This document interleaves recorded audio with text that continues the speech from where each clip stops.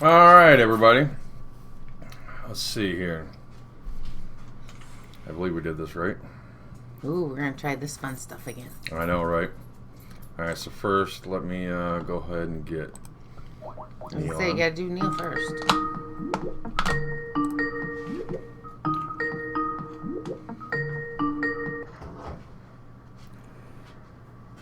Hello. Hello. Do you see me? No. Of course. Please hold. Welcome to the future. Welcome to the future. Let's see here. I'm just going to kill some. There we go. Do you see me? I don't see anything. Yeah, we see you. He had to redo his cam. Oh, okay. I can't see myself. Shit. Oh. Well, there we go. All right. Now you see me? Just about. Hang on, my computer's gone a bit strange. I'm so sorry. That's okay. We have strange computer problems all the time. Yeah. It's all good. Can you actually see me? Yes. Absolutely. Oh, good. Oh, okay, good. I just want to make sure the framing's good. The framing is perfect. Okay, Yeah. good. We can see your perfectly feathered hair. Oh, lovely. No, hold on. I'm getting ready to add him right now.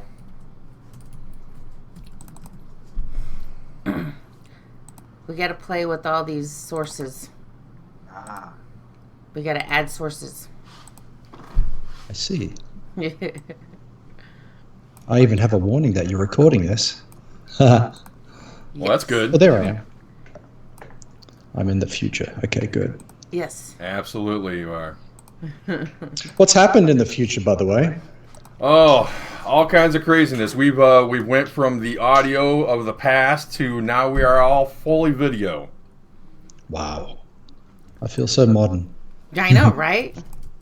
It is good stuff. So with us, joining us right now, we have director Neil Johnson. How the hell are you, Neil? Pretty good. How are you doing? We are doing fantastic. Surviving this crazy weather we have in Ohio. So you are in the future. You're 2 hours ahead, aren't you? Yes. 3. Really? That's right. I used to live in upstate New York, so I just... Well, that would be 3 hours ahead. Yeah, I We're guess on it the would. same time zone as upstate New York. Yeah, I'm sorry. All right, so for we have basically a whole new audience since the last time we had you on the show. Yes. Videos really helped us. It is. I don't know why they can see us now. I don't know. You think they'd all be running away? Oh, thank God. So first, let me ask you, where are you from? That's a tough question. I was born in Southampton, England. Then I went to live in Bournemouth, England. Then I went to live in Yorkshire, England, way up in the north. Then I got dragged to Australia when I was young. And I guess I didn't fit in very well in Australia. So I left after many years. I actually did film school there. And then I left there and I moved to New York. Then to Germany, then back to New York, then to Los Angeles in 2006. So what you're hearing is 3 accents. I was going to say, there's a little mixture of all kinds of things going on here. Yes, very exotic. Or not. Absolutely. Okay, so I was reading your bio, or just to kind of refresh some new details, and found out that you did something special at the age of 20. What was that? 20. I did a lot. Oh, I became a director at the age of 20. That's awesome. That's a trick. That's a good question. I was the youngest television director in Australia. Now, it sounds really impressive. But I think it is. We're impressed. Good. But so just imagine, so you're in Ohio. So imagine a small country town nowhere near where you are, in the middle of nowhere. Let's say in the middle of Nebraska, maybe with 30, 40,000 people. All right. Okay. So imagine going there and there being a TV station, and they hire a guy to be a cameraman, and then they realize that he'd done some stuff and already knew some stuff, and the main director at the TV station gets sick. So next minute they roster me on as a director. And it's only just because I was really good at doing that sort of stuff at a young age, and I started directing television commercials for the television station there. Very small television, but I'd say there's probably an employees about 50 people. And they serviced a big area, but that was where they were based. So I just got a gig as a director there, and so it was lucky. No, It that's was awesome. one of those things. It's just not that exciting. My daughter, at the age of 20, did way more than I did as a journalist. So Well, let's see. At the age of 20, I was still trying to figure out how to work 2 jobs and pay my bills. So I'm impressed. yeah, I couldn't pay my bills. In fact, I had a big muscle car when I was living up there. The pay was terrible. And, I used to drive these big muscle car things because Right. I was a young boy and I wanted to impress the girls. And there was I actually had to sell the car just to stay in the job because it was a V8 and, So I ended up buying a motorbike, sort of a pretend Harley Davidson or a small miniature one. And that thing used to break down all the time in the rain, and of course it was rain there all In the the time. rain, So, of course. yeah, Australia, North Queensland rains a lot, and I was up North Queensland, so it's the worst thing I could ever do. But I was 20, I didn't know any better, and that's just how it went. Nice. I thought you were going to ask me some other questions about those days, but I'm glad you didn't. No. We'll I'm who knows actually where trying we'll to keep end it professional for a little bit. But no, I was actually surprised that I didn't do the research before, or it's just been so long since you've been on the show. But you've actually won some awards for your directing. Yeah. Can I tell you why?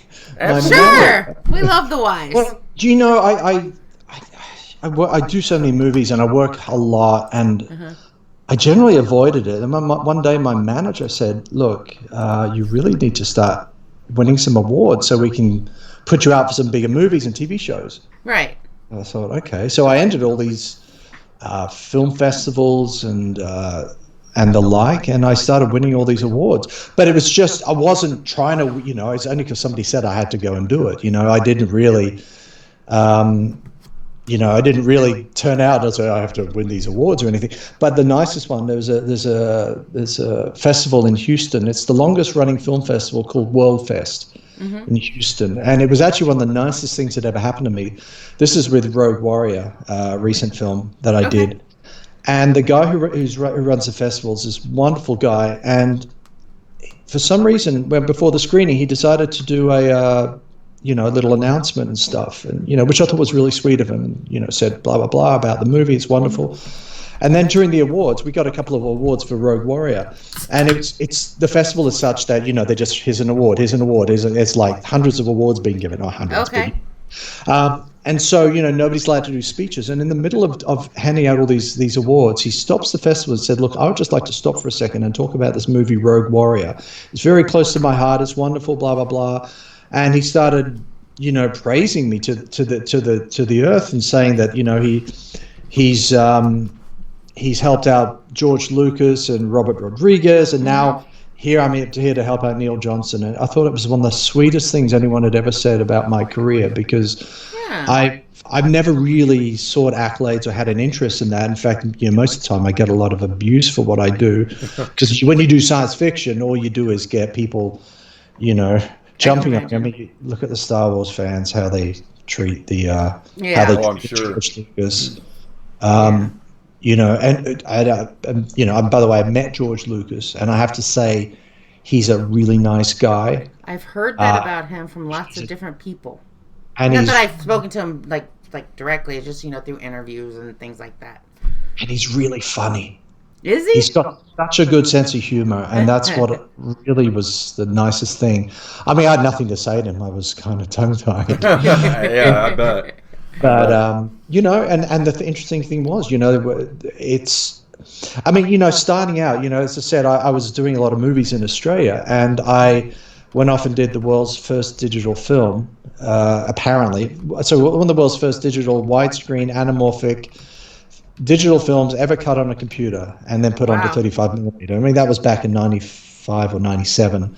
So George Lucas and Rick McCallum heard about this and wanted to ask me questions about it, which was really nice. When there was, I think this was 1999, they were scouting for Attack of the Clones. So they actually asked me questions, which is kind of weird because I actually wanted to ask him questions, but I just shut up and listened and told him what I knew. It was really nice. And you see, this is the thing. I was just this little guy from nowhere, and I did a movie. And everyone said, no, you have to shoot 35 millimeter, blah, blah, blah, blah, blah. You can't do digital. You know, who do you think you are? You're an idiot. This is what I was told in 1998 in Australia by some of the producers in Australia. And I get it. They were used to shooting film. But I dared do something digital and blew it up to 35 millimeter anamorphic widescreen. And it looked pretty good. And they just said, well, we'll come back when you're serious. And then I did another film digital. I did a third one. Then I left Australia. That's why I had to leave, because I got so much negativity from the industry there. And I wouldn't say a joke, you know. First film sold 20 territories. Second film sold 17 territories. You know, third film sold 30 territories worldwide. Most Australian films didn't do that. So I was kind of, I won't say kicked out of the country, but persuaded to leave, encouraged to leave. And I left happily. So, you know, there's a story there for young people. You know, everyone says, no, don't do this and don't do that. Do it anyway. And, you know, yeah, I'm a perfect example. I'm not a success, but I'm a work in progress. There you go. But being a work in progress can be successful. Well, I'll let you know in another 20 years. Okay, fair enough. Okay, another statistics I stumbled upon on my research of you today. Statistics, really? Yeah, there's a stat. I was get this. He's a stat guy. That's why we're giving Neil Johnson has directed over 500 music videos. Mm-hmm. Really? And could you mention a couple of the bands that you have done videos for? Well, it's mostly heavy metal. Heavy metal. Except for? All right, just go ahead and name a couple of the bigger ones, I guess. I haven't done Whitesnake, okay? Why not? I thought everybody did Whitesnake. I wish. It would have been fun, actually. No. Well, okay. I gotta sidestep this just for a second. Sure. You know, I have the world record, and this is not in the Guinness Book of Records, for doing more death metal music videos than any other person on the planet. Wow. I like to hear that. That's cool. Death metal bands, nice. And we're talking death metal before it was cool. You know, we're talking black metal and death metal in 1989, 1990, 91, 92. When it was, gotcha. But when it was really underground. So, you know, that was the stuff I was into. And that's why I just got so many gigs. The bands I've done, you know, it ranges. I did, I'm sorry, I'm drawing a blank, so I haven't thought about this in a long time. I've done Rhapsody of Fire. That's the Hollywood heavy metal stuff. That's the band who got Christopher Lee to narrate a couple of their albums. So I did a couple of the bigger music videos for them. If you Google it, you see Christopher Lee singing with a heavy metal band. I did the good ones, not the crappy ones. Neil Johnson only does good music videos. Well, it's Rhapsody of Fire, Christopher Lee, and there's a couple out there, Unholy Warcry and Wizard's Dream. I did those. I did a couple of things for Manowar. Actually, I did a lot for Manowar, who are sort of, you know, from the East Coast of America. I did U2. I did one way early on in the game. Nice. And it's only because I knew people, and that's it. Yeah. And it wasn't like a big thing or anything. It sounds good. I did a lot of bands in Australia. I did a lot of the heavy metal bands in Germany. There's a lot of bands I didn't do that I wanted to do. And so that list is a mile long. So, you know, the point is I did a lot, but a lot of it's for the same band over and over again. You know, So that's how the numbers got up. But we actually counted, and we were 530 music videos. I had a list once, so I stopped counting, but I also stopped doing the music videos. But it's legit, you know. You got to remember, I was directing music videos. My first one I did at 16. Wow. So you know, I don't want to say how old I am, but I'm not young. 30. I was going to say 29 and a half.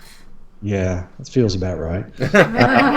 Well, no, I guess when I saw that, I saw Man of War and I saw you two, and I'm like, holy shit, these are big bands. I was more taken back than I thought I would be, because I see metal bands, you know, and I'm thinking that time period. I'm thinking, damn, I don't know any. I don't think I know any. And then I read, and I was like, oh wow, I actually know some of these. So I thought that was really cool.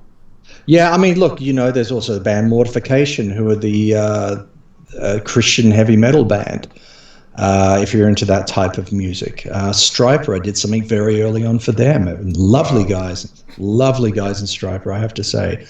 I've heard of them. Yeah, but you know, it's so old for me now. You know, it's like it was the 80s and the 90s, and I kind of slowed down on it after a time. I mean, I even did some of my own music at one point, just because I could, and it was a thing. But you know, it's not my first love, and that's why I had to stop doing it. It's because my first love is making science fiction films. Okay. And that's all I care about, in all honesty. Speaking of which, we actually got a chance to watch Rogue Warrior this week. Yes. Yes. Which surprised me. Caught me by surprise more than one occasion. But I guess one thing I wanted to ask... Shoot. I've been dying. I've been blowing his Twitter up, you know, over the last few weeks, asking about Time War. What can you tell us about this fantastic movie? Well, I'm going to do something for you. I'm going to hope this works. Hang on. You're going to have to give me a second here. This is a little treat, I think. I think you're going to try to share screen, aren't you? I'm going to try. I don't know how to do this. Hang on. Let's see if this will work. Share screen. Yeah, there we go. And I want to share... Oh, hey, I've got to get permission to do this for myself. That's weird. Yep, Skype. Give me a second. I'm sorry. No problem. Later. Okay. Allow. Okay. Let me just hang on. You have to. Sorry, I'm just so. I'm not an old man, you know, who's bad with computers. My security is very high. Well, I'm sure you would have to. I have to. There we go. Start sharing. Okay.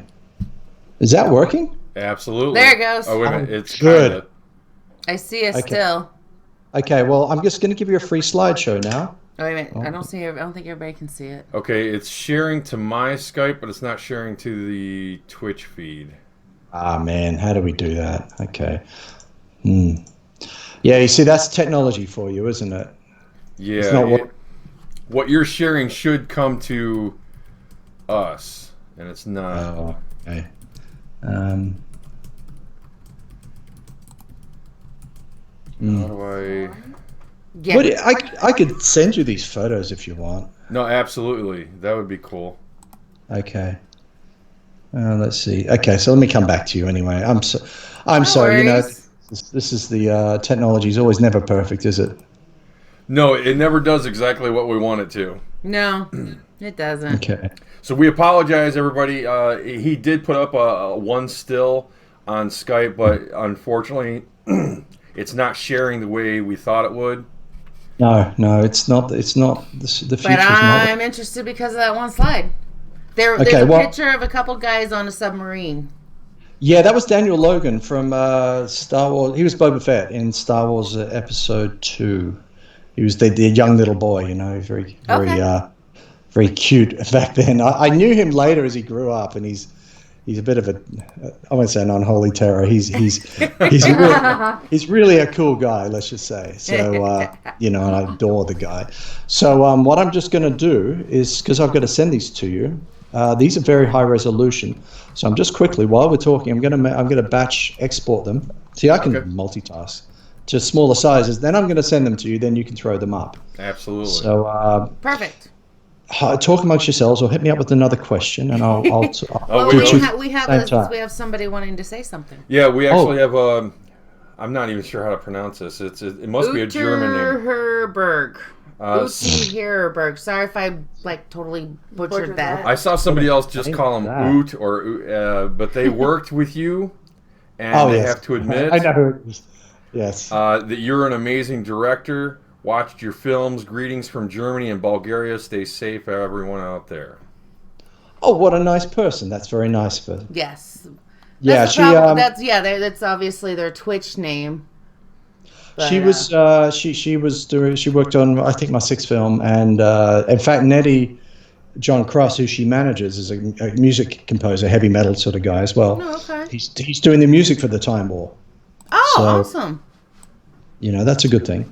Okay, the files are converting. I'm doing the wrong batch. The Time War. Well, let me tell you about the Time War while everything's happening in the background. Oh, yay! oh. Monkeys Can home. you hear me? Yeah, No. Sorry, my daughter got want home to from a see the road dog. trip, so. Oh man, I would love to see that dog. What sort of dog is it? It's a Staffordshire pit bull mix thing. Oh man, sounds gorgeous. I love Let me see if I dogs. can pull up a picture. I'll pull up a picture because she ran off to go see Got it. Monkus. I'll pull up a picture of her. Excellent. You'll have to give this about 5 minutes to convert. Oh no, But not while a that's- problem. Okay. While that's happening, Here's her being pissed off because she hasn't been fed yet. I guess I should be watching your TV show you screen, see? shouldn't I? Don't see it, but I'm I. gonna put it on yours. Oh yeah. Put it on yours. Oh, there I you can't are. see it because of the. Oh, green screen. It's reflecting off the screen. screen. Yeah. Yep. Yeah, I see that. See, I know these things. I know all about green screen. He knows. I want to hear one of my world's biggest mistakes. I decided once to do a movie all on green screen back in 2012 in 4K with a red camera, and it took me 2.5 years to finish it because it was so much work doing green screen. It's so hard. Oh, there you it have is. to turn off. Oh man, that's a cute dog. Yeah.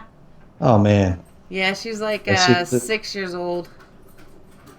wow, that's a nice looking hound. Yeah, and she almost tried to kill me this morning. So Oh, excellent. Well, she was obviously hungry. But so yeah, please Anyway. tell us what can you tell us about Time War? Well, okay, I wrote it back in, again, this is going to age me, so I apologize. I wrote this back in 1995. Wow. And I know. It was actually, let me try to explain this. It was a time travel film about a guy who tried to give birth to, a guy who tried to become his own father. And Interesting. I know. It's one of those things. But basically the original premise was, what would happen if you were pregnant, being a female, of course. Right. You were pregnant, and the child within you was one day going to grow up to be Adolf Hitler. Right. What would you do? Would you abort the child and everything else? So that's kind of where it came from, is that basic premise. So that movie, which I wrote in 95, we shot in, I think, 2014. Actually, before we shot Rogue Warrior, we shot this other film. It's called At the Edge of Time, originally called Descent into the Maelstrom. And while we were shooting, Tracy Birdsall was actually in it. Tracy Birdsall, I think, was a guest a week ago, I guess. on the Last show. week, yeah. Yeah. Well, we did a little bit of improv. We did an extra character for the film, and we did this little character where she dressed up in this costume, sort of a military costume, as a sort of a Nazi type thing, Right. with an eye patch. And she just gave this little speech on camera, and I just looked at this character and I thought, my God, this is so interesting. I'm in love with this character. Now, see, And I she don't know failed to why. mention this. Yes, she did. Well, yeah, I mean, there's a Wearing lot an of eye it. patch and making a speech. Well, it was a thing, and it was. Sorry, I'm just doing the conversion across. You're good. You're good. But I'll keep talking in 30 seconds. There it is, chapter 1, publicity. And sorry, I can get you those photos soon. They're coming, I promise you. Anyway, so she did this character, and I was like, I feel something Yeah. inside my soul. The character started speaking to me. across time, across whatever it is. And we're talking. So I just wrote a couple more scenes for her. We call her Eye Patch. She had an eye patch. And I wrote a couple more scenes for her, and a couple more, and a couple more, and it just went on and on and on and on. And next minute, it's like, well, I think we got 2 movies here. We got At the Edge of Time, we got this other movie. And I just kept writing, and then I just said, to hell with everything. Around that time, Rogue Warrior came out. I got screwed by a major, I won't say who, a major film company, one of the majors, financially screwed me. And we won't say who and how or anything else, but they screwed me pretty bad financially. And I just said, to hell with everything. I was doing everything by everyone's rules, always, the distributors and this and that. And I said, that's it, I'm done. I'm going to make the movie I want to make. So I just went inside my head, inside my soul. I started writing, and I kept writing. And it's now 4 years later, 6 years later. It finally came out as an 8-hour television series. Oh, wow. It's not like, a low-budgety Star Trek. Oh, no, not Star Trek at all, by the way. I wish I had their budget. It's not a low budget, story of the week episode type thing. It's kind of like Game of Thrones in the size and scope of it. Oh. And it's so freaking big and epic that it's. I mean, I don't want to tell you how much money, but there's a reason I'm so broke right now. We're talking. It's, and I don't have millions of dollars, but it's cost me millions of dollars. I don't have any money left. The investment is, compared to Rogue Warrior. Rogue Warrior is kind of about, it's about here. This is up about here. Oh, wow. So it's a big investment. Yeah. And it's an investment in time, and it's an investment in, I don't know how you'd say, in story and character. And I'm just so in love with this character and the story. And it's like, I've just gone inside my soul. So basically, it's Adolf Hitler's daughter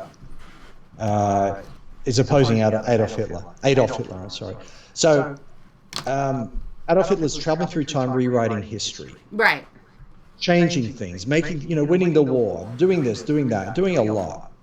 But, in the grand scheme of things, his daughter, he didn't have a daughter. His daughter rises up against him and decides to fight against him. And she ends up making things much worse. So it's a time travel story on an epic scale, even though it's got Nazis in it. It's not a campy, here we are, Hitler, good times. None of those sort of, not that type of movie. It's not like Iron Sky or even Inglourious Bastards. It's nothing like this. It's a serious character drama about, relationships of people and the problems with causality and time travel. And it's so big. We had to shoot in, I think, 12 countries. Oh, wow. So I give you the list of countries, okay, and I'm going to call California a country, okay? Because they think they are. They're as bad as Texas thinking they're in their own country. Well, yeah. Texas definitely is its own country. We were corrected to 13 countries. Well, let's have a look. I'll start the list. And before I start the list, I'm just going to send you photos. Okay. So you can start seeing things. Here they come. And they'll come through, and then you can throw them up when you're ready. Perfect. So, open. Oh, the limit is 10 files. Of course. Man, what's wrong with this technology? How dare they limit us? If I zip it, can you unzip it? Yeah. I can. Okay, I'll just zip it. Hang on, sorry. I want to give you this list of countries because it'll give you and I'm just going to do it off the top of my head, but it'll give you it'll give you a real perspective on things. Okay, stand by. Here comes the zipped link.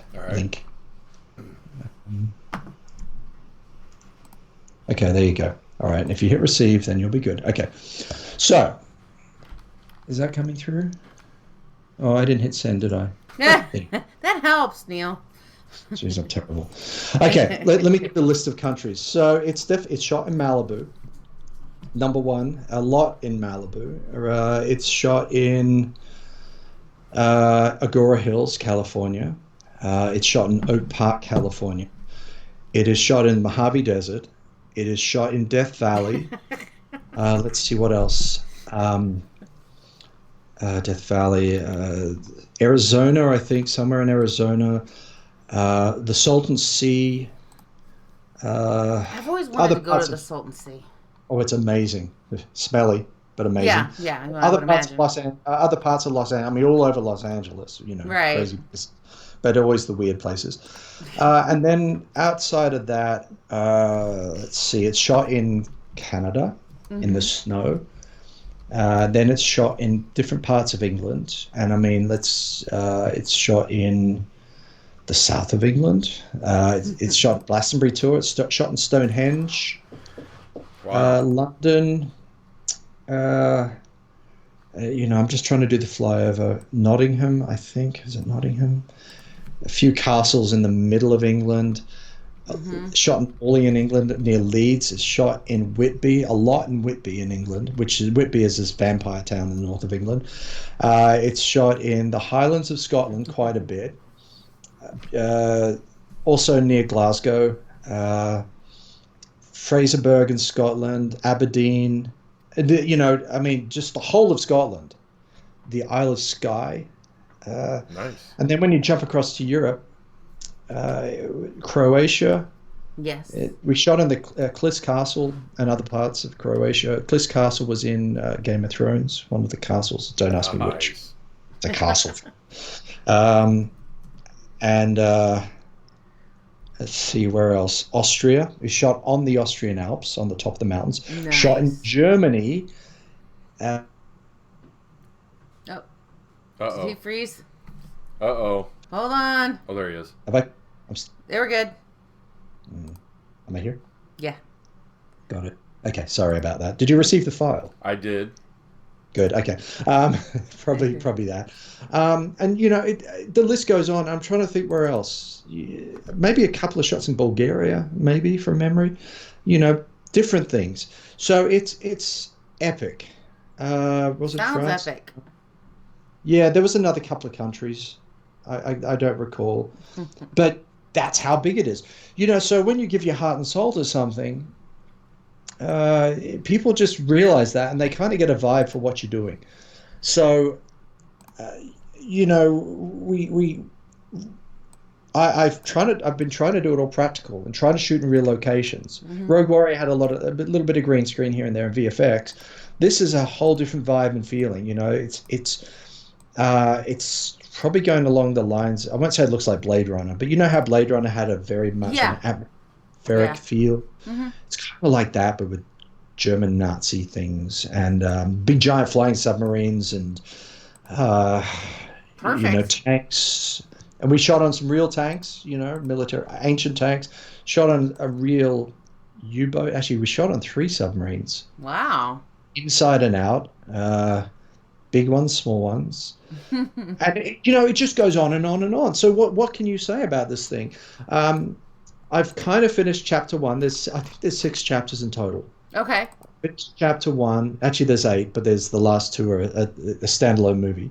Okay. So chapter 1's done. We're actually finishing up all the shooting. There's a little bit to shoot, just little bits and pieces. But that's a good thing about an 8-hour movie, is that you can be shooting and editing at the same time, and you kind of have to look at the whole picture. So I'm not treating this like an episodic thing. I'm treating this like it's a one big 8-hour movie, or let's say one big 6-hour movie and a 2-hour bonus movie. Okay. That's kind of how you treat it. So it's big. So did those photos work okay? Yeah, I'm actually posting a couple of them right now to the show. Oh, nice. You're the first to see some of these. Some I've posted and some are brand new. So sweet. You got they'll be out in a few weeks anyway. Oh, I like that one. But no, this is awesome. I can't wait. I've been excited about this since it was, we first talked about it, and Germany, time travel. These are my things, and I'm just fascinated by it. Oh, and it's got some great actors in it too. If I have to talk about them, we got William Kircher from. He was in The Hobbit. Biff the Dwarf, and the lovely guy. Chris Schauman, who was George of the Jungle in George of the Jungle 2, I believe. Right. Quite a good-looking, muscly guy. Well, he plays one of the Nazi overlords. He's amazing in that. As I said before, Daniel Logan from Attack the Clones, and also the Star Wars Clone Wars TV series. And he's basically Boba Fett now. He's our Boba Fett. He's a lovely guy, so funny. Who else? This is where I draw a blank. Tracy Birdsall plays about 20 different characters in this thing. Oh, she's in that? Oh, wow. Yeah, quite a bit. Wow, imagine that. Man, you're going to get your Tracy Birdsall fill in this movie, let me tell you. There's this wonderful actor, a young guy called Cheyenne Buchanan. He's in as sort of a bald German soldier. Blake Edgerton, who's been in a few of my movies, he plays Hitler's son. Oh, there she is. Hey, we know this chick. You do? Yeah, he's going through the stills and she popped up. Oh, nice. There's a lot of actors. I mean, now here's a funny little thing. Did she tell you we shot in a place called Birdsall House, Tracy Birdsall? Yes, she talked about that on the did. show. Yes, she did. She was very excited about that. Good. By the way, we've got one of the best Hitlers on the planet, Stephen Manley. Oops. He plays Adolf Hitler in it. Did you ever see Star Trek 3? Yes. Long time ago. Okay. Well, you know how there was a young Spock, a teenage Spock? Yes. Who got to Hong Fa with that Robin Curtis actress. God bless him. Well, that's him. And he's such a solid actor. He's done so many other things, and so he's in it too. And I'm just racking my brains as to who else is in this thing, because it's so big, your brain starts to go after a time. I mean, we crucify Adolf Hitler in this movie, and set him on fire. I just let my brain go there to all these places. There's so much stuff that we do that I've wanted to do in my own creative world. I've just let it go completely, and it's really an examination of religion, and it's very heavy time travel science. The logic of it is there. It's about the multiverse, so there's such a logic to it. It's all about genetic manipulation and everything else. Sarah Agor, that's another one. She's in it, but that's in another part of it. We got the 6-hour movie and we got the 2-hour movie. So I'll talk about the 2-hour movie later. But there's that, and it's just monstrous. And we shot in all these ancient castles, and we really did shoot at Stonehenge. Though when Stonehenge blows up or is on fire or whatever happens to it in the end, it's not really Stonehenge. No, it's like a Lego set, right? Yeah, it's a Lego set. Something like that. Oh, and Barry Corbin. Oh, Barry Corbin. Thank you. He's actually in the 2-hour movie, the other version. He was fun. I mean, he had it for a day. He was so much fun. Obviously, the big question some of the people in the chat are asking is, when does the movie come out? They're intrigued and they want to see it. We got some very interested people. That's a good question. I know it's not going to, because of the nudity in this film and the burning on crosses and the Nazi imagery. I don't think it's going to sell to Disney. No, I would imagine not. Maybe since not. they won't even do their Song of the South movie that they did. They won't even put that out there, even though they have a log ride that's themed around Song of the South. Oh, God bless them. Yeah, no, it won't be Disney, I don't think. I'm guessing, and I can only guess because within a year, and I'm saying this because it's so long, and it's so big, and I don't want it to be. I don't even want it to look like Rogue Warrior. I want it to be a big step up from that. Sure. Absolutely. And it already is. We're using practical models. A lot of stuff is practical. There's very little 3D animated creatures, robots, spaceships in it at all. In fact, I won't say they're banned from it, but they're if they even appear in the film, they're minimized. Right now, I haven't got any 3D elements in it. Everything is physical models and real locations. So It's just what it is. Gotcha. And I'm just going completely crazy. I won't say I've been so, because I did the world's first digital film, because I've done a lot, I did a green screen movie once. I am so sickened and disgusted by fake CG stuff. Which no matter how good you are, in 5 years it's going to look like crap. So maybe There's very sometime... few movies that can carry that CGI forward past 5 or 10 years, and I've only seen a couple of them. I can't think of them off the top of my head, but generally speaking, after a few years, you're like, that's so green screened. Yeah, exactly. And that's the. I mean, as I said, I've done enough movies. I've made enough blunders in my career to know that I cannot be doing that type of thing myself. So I'm out on a limb here. That's why it's taken so long. We are blowing stuff up, physically going out to places, locations in the desert and other things, and doing real explosions. Maybe there'll be some CG enhancement. Of course, you've got a green screen here and there and set extension. Sure.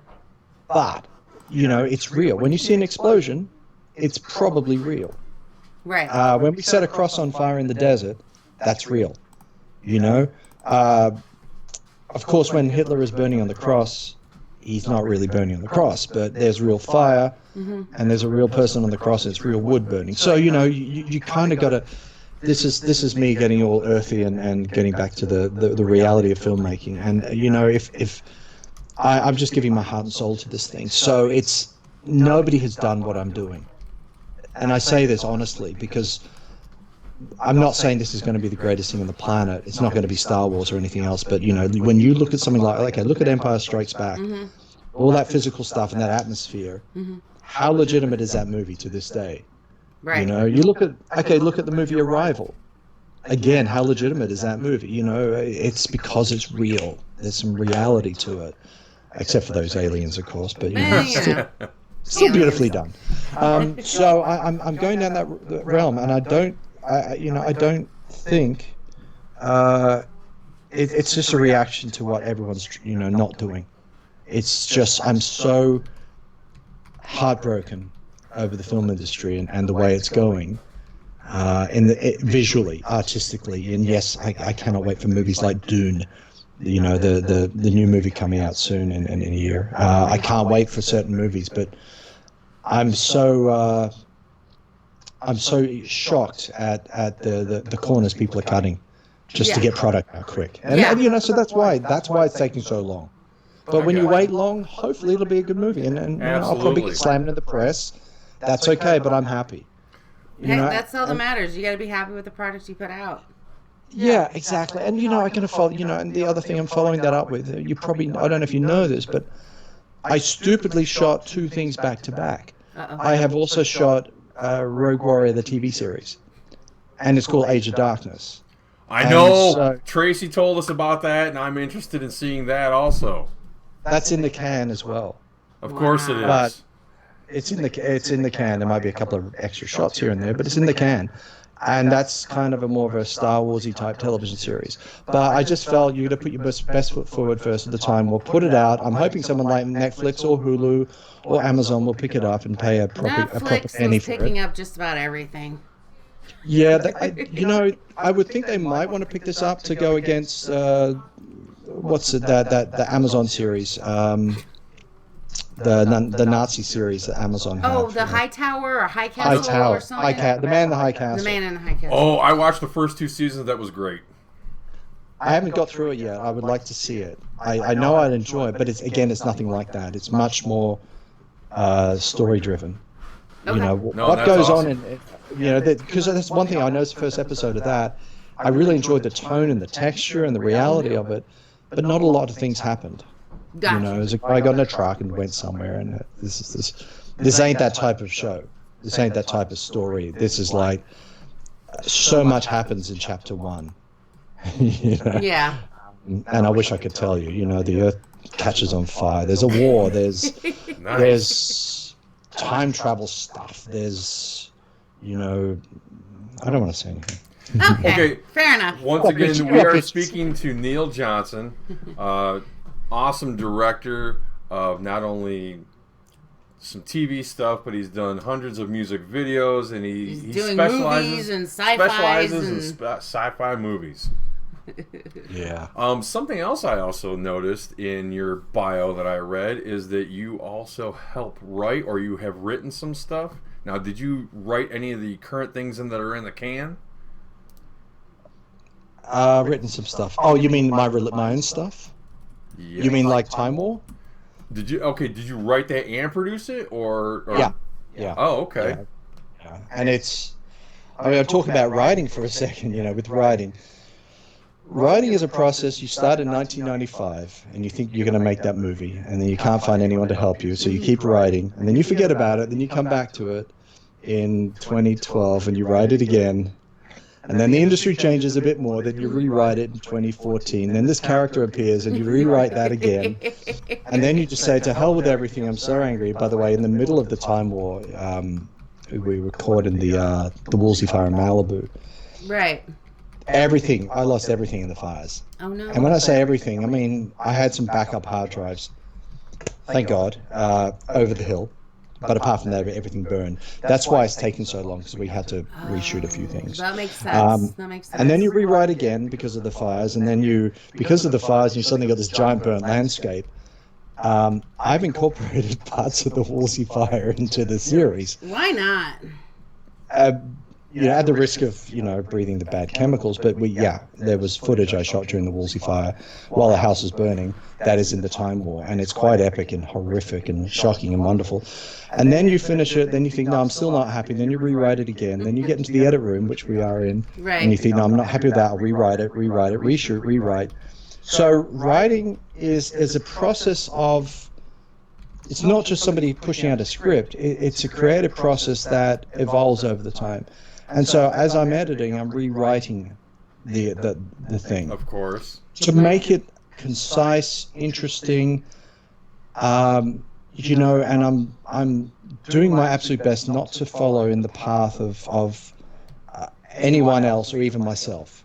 I'm trying to do something different, and I'm trying to make a story that you've never seen before. It's unique, right? And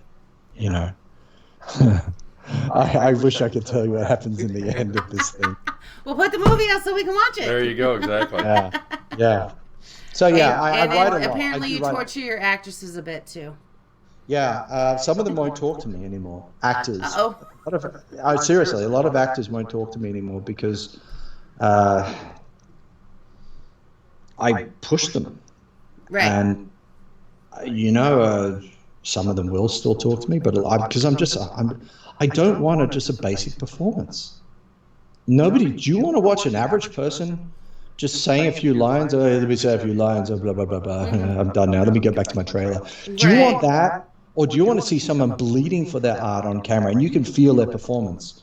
No, and of course, my work isn't the same as yours, but I can relate. Not even close. Well, no, I'm talking at my day job.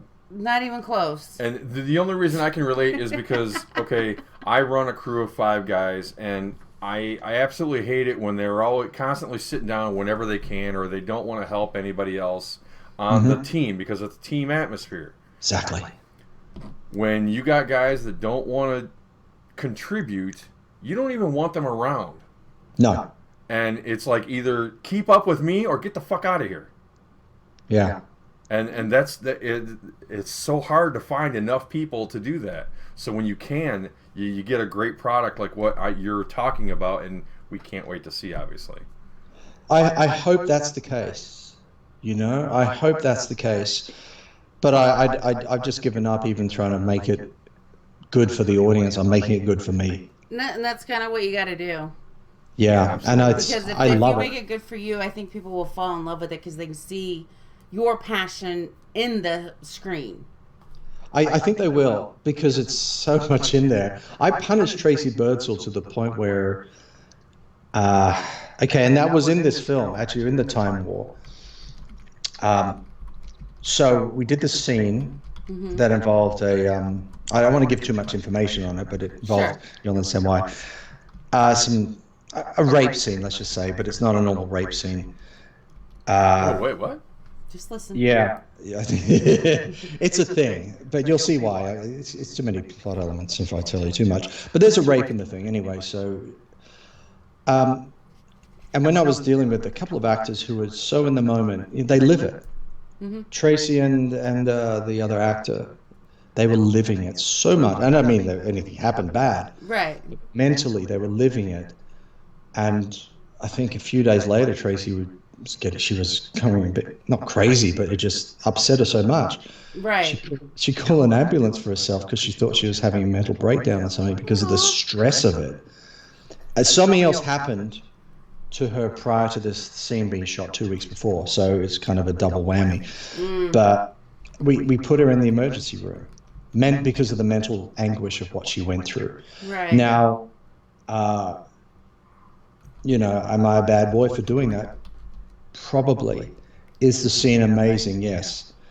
There was another scene in the film where, again, we're talking about Tracy, where her mother passed away, while we were shooting. And we were doing this amazing scene. I mean, it was a spooky ass scene. Right.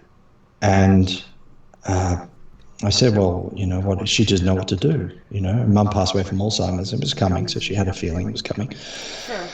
She said, I said, look, let's just shoot. Let's roll the camera. And we did one.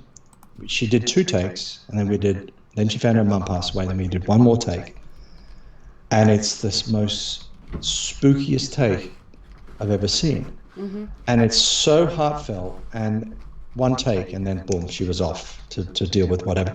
But it was such a good take. It was such a good moment, and that will be in the final film. That will be in the final film because it was so good. And so when you see her feeling some emotion, of course I'll talk about what that scene is later, but because you have to see it. But when it'll become a very famous scene because the emotion behind that scene is so good and so real. So that's I punish a lot of people, but film is forever. If I die in 5 years or 2 years, and Time War comes out, and that's all that's left of me, or one of the actors dies, and that's all that's left of them, at least we've left a true and honest legacy of story. And, this has come so much from the heart of myself and from the actors. And I speak of all the actors in the film. They've given their hearts and soul for this film, more than they would normally do. So it's a history. It's a cursed film in so many ways because so many things, like I said, everything burnt up at one point. Yeah. In the middle of shooting, Right. etc. But so many good things will come out of this because this is what happens when humans push themselves to the limits. This is how we got to the moon. Exactly. This is how we're surviving, and this is how the great moments of life happen. And it's just a movie, of course, but it's something. It's really something. So I can only say that. I can't say it's going to be anything great. I just know I'm happy. And that's honestly the most important part, because if you're happy with the product, then you're going to feel good about putting it out there for everybody else to see, and people will feel that. Absolutely. Yeah. By the way, what did you think of Rogue Warrior? Sorry to change the subject. No. We liked it. Yeah. We enjoyed it. Yeah. You saw how the twist started happening about halfway through, I guess, and it's like, with the of what she was, what she really was. No, I started figuring that out, and then I was like, okay, and the ending was a little different than what I expected, but it totally fit. And you should see where it goes. Yeah. Because we've already shot the scene straight after. She's on the planet shooting at those robots and stuff. Yeah. 10 minutes later, you'll see what happens. And that's already shot. And it's some of the most beautiful visuals. And it's not just a continuation of the same story. That's like a small point of the whole story. It goes into a much bigger story arc. Okay. Good. Much bigger story arc. So, but you get where my head's at. You can see I'm trying not to just imitate. I'm trying to be original, No, definitely can see that. Definitely. Yeah. No, it's definitely good. So Rogue Warrior is out, and some of us have seen it. We also have Age of Darkness, Time War. There was another one Tracy was talking about, but I can't remember if he was the director or not. Probably not. I think that's enough, isn't it? Oh, come on. That's quite a bit. I'm sure you got more lined up. Yeah. Yeah, I do, but I know she's got other things coming out. Oh, it's a wrestling movie. Wait a minute, Hotel what? What? I don't remember talking about a wrestling. She Hotel didn't mention that. Well, that was a film they shot in Australia called Hotel Underground. A friend of mine actually directed that. Oh. That's with James Storm, the wrestler, in Australia, and Tracy in Australia, and that's actually She actually did mention the title, but I couldn't remember who directed. Yeah, Steve Ravik. He's a Croatian Australian director. Lives in Australia. I would like to say it's a funny film, but it's not as funny as it's very dark, but it's kind of fun. It's that fun, dark, sort of look, very bright, dark colors. It's I can't wait to see it myself. I'm not connected to that whatsoever, except it's his movie, but I was hanging out a little bit on set, so that's all right. So cool. before we let you go, we gotta ask the question that's basically titled this show, which I entitled "Directing Our Way to Feathered Hair." Mm-hmm. So tell us about the lovely locks you got going on. Oh, can you see it? I guess Absolutely, you can. they can. As a young boy, when I was in church preaching about Jesus at the age of 18, 19, on television, preaching about God, which I don't necessarily subscribe to that anymore. And I had short hair, and I wasn't happy. Yeah. And I liked heavy metal, and I thought I'm just going to grow my hair. And I just started growing my hair from there at the age of 25. I became I was into that sort of stuff, and I just don't want to cut my hair because I'm so happy. I mean, yeah, I'm thinning around, and I'm not young. I've got gray hair, but it's just what I am, Right. I don't necessarily want to cut my hair because I feel I might lose a little bit of my youth or my strength. In the same way, was it Samson, I think? That's what I was trying to think of. Is it Samson? Who was the dude that with his strength was in his hair? Oh, I had no clue. Yeah, I mean, it was never accepted when I was younger. It was very uncool to have long hair, and then it's now everyone can have whatever they want. Yeah. It's just the hair I've got, and do you do anything special to maintain its awesomeness? Yes. No. I put a bit of oil in it, a bit of castor bean oil. Sometimes, not really. It's the trick is don't cut your hair. Right. That's the big secret. Don't cut your hair. Okay, mine grew like an inch, and I was begging her to cut it today. I was like, "Oh my gosh, you got to do something!" I'm going crazy. It must feel good though. It must feel good. It does after the first couple of days, because the first day or so, especially if I'm wearing a pullover hat or hoodie, it gets stuck on my head as I try to move it around or whatever. But other than that, I'm a polar bear. I love the cold. I'd love to know that feeling. I've shaved my balls a couple of times just to try to get that same sort of feeling. Has to. Yeah. He went there.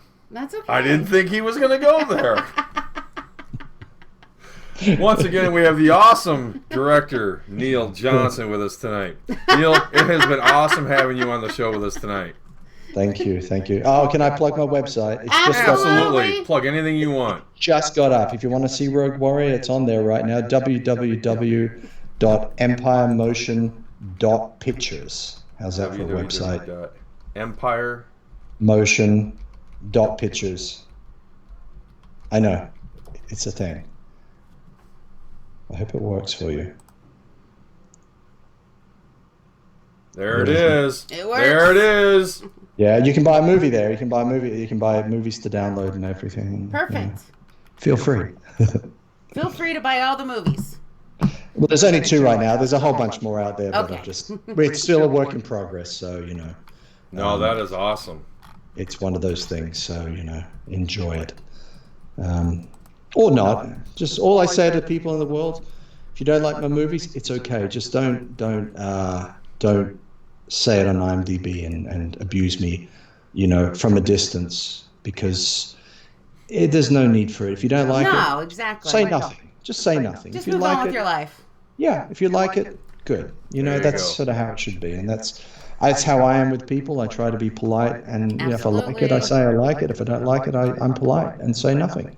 That's the way humans should be. So Neil, it was awesome having you with us tonight. Thank you very much for joining us. Thank you. It's been wonderful, and I'm glad you guys like heavy metal because. Absolutely. To Now, all if our you could do listeners. one last thing before we cut you loose, if you could just say who you are and you're watching Hellcast Radio.